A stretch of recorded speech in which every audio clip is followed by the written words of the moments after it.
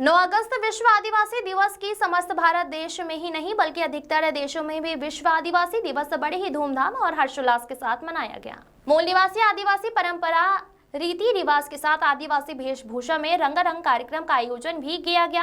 कार्यक्रम के अध्यक्ष मधे देवी, ग्राम पंचायत के सरपंच वंदना बालचंद इनवाती के साथ साथ कमल सिंह उइके, गहन सिंह उइके, आनंद इनवाती, झाम सिंह मराबी, अनूप वरकड़े, भागचंद वरकड़े, अन्नीलाल इनवाती, ठाकुर कुमरे जी, पूनूलाल कुमरे जी, मदन मार्सकोले जी, शिवचरण इनवाती, गोंडा नरीश उइके, सुजाल पार सुरेश मरावी जी, सुजाल पार भिकम वरकड़े जी और समस्त ग्राम मददेवरी के गोंडवाना युवा पार्टी की महत्वपूर्ण भूमिका रही एवं सभी तन मन धन से सहयोग करके कार्यक्रम को सफल बनाया गया।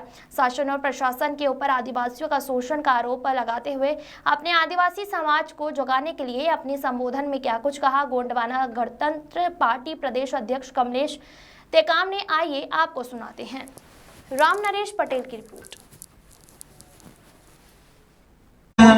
तो हमको आकलन करना चाहिए, मंथन करना चाहिए, क्योंकि 9 अगस्त इसीलिए घोषित किया है कि हमारा डेवलपमेंट क्यों नहीं हो रहा। क्योंकि हर 5 साल में जब चुनाव का टाइम आता है तो चाहे कोई भी सरकारें हो वह हमारा विकास बोल कर देती और ऐसे ऐसे निरंतर 80 साल हो गए, लेकिन हमारा क्या हर योजना का पैसा कहाँ जाता है, क्या होता है, 275 की राशि कहाँ जाती है, ये हमारे जो भी प्रतिनिधित्व कर रहे हैं, सांसद हों, विधायक हों, वो कभी इस चीज का जिक्र नहीं करते।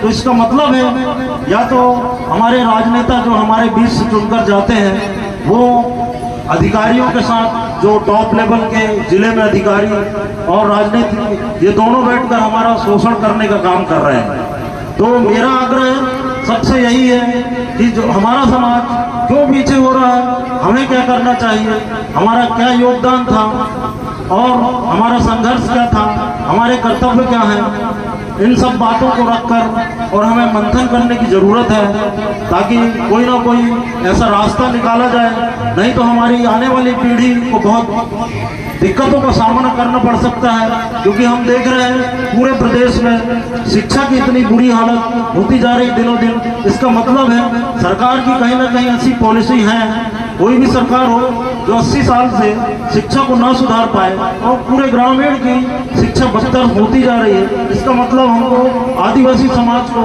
लेबर बनाने का काम इनकी पॉलिसी में होगी, तभी तो शिक्षित नहीं होने देना चाहते।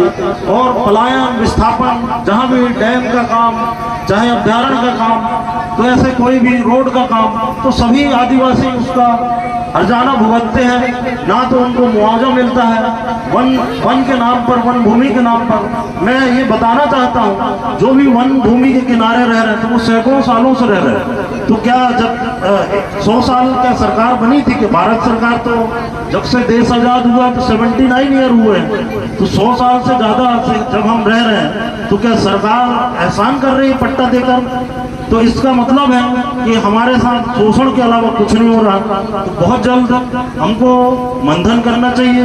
ये दिन उतना खुशी का तो मैं नहीं कह सकता, लेकिन जब इकट्ठे हुए तो कोई ना कोई उत्सव के रूप में मनाते हैं। लेकिन हमारे बुद्धिजीवी वर्ग हर गांव के ऐसे 5-10 पढ़े लिखे होते हैं। तो मेरा आग्रह ये है, कोई भी आयोजक मंडल जब बुलाते हैं तो 20-25 गाँव के लोग जब इकट्ठे होते हैं तो उसका पूरा फायदा ऐसा लेना चाहिए कि शिक्षित लोगों को बिठाकर उनको पूरी योजनाओं के बारे में, कल क्या योजना आने वाली है और हमारा क्या हो रहा है, उसका आकलन करने की जरूरत है। और मेरा आग्रह है ऐसा ही चिंतन मंथन और आकलन की कर हमारा विकास खुद करने का प्रयास करें। मुझे नहीं लगता कि और कोई दूसरा नेता हो, अधिकारी हो या कोई समाज हो हमारा विकास करेगा। धन्यवाद, इतना ही कहना चाहूँगा।